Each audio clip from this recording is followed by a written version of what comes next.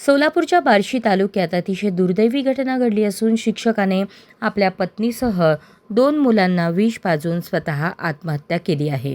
मुख्याध्यापक योगेश पाटील, पत्नी माधुरी पाटील, मुले अथर्व आणि शिवांश अशी मृतांची नावे आहेत.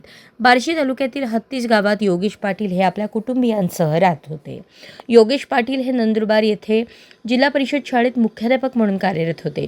शाळेत शिकवता शिकवता त्यांना शेअर मार्केटमध्ये पैसे गुंतवणूक करण्याचा छंद जडला. त्यांनी थोडे थोडे करून शेअर मार्केटमध्ये पैसे गुंतवले, पण शेअर मार्केटमध्ये सातत्याने नुकसान होत गेल्याने त्यांच्यावर तब्बल 1,80,00,000 रुपयांचे कर्ज झाले.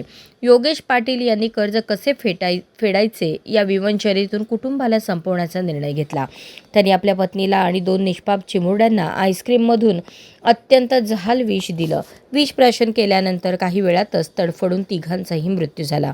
कुटुंबातील सर्वांचा श्वास थांबल्याची खात्री पटल्यावर योगेश पाटील यांनी गळफास घेऊन आपली जीवनयात्रा संपवली. घटनेची माहिती मिळताच पोलिसांनी तात्काळ घटनास्थळी धाव घेतली. योगेश पाटील यांच्यासह पत्नी आणि मुलांचे मृतदेह ताब्यात घेण्यात आले. शवविच्छेदनासाठी शासकीय रुग्णालयात पाठवले.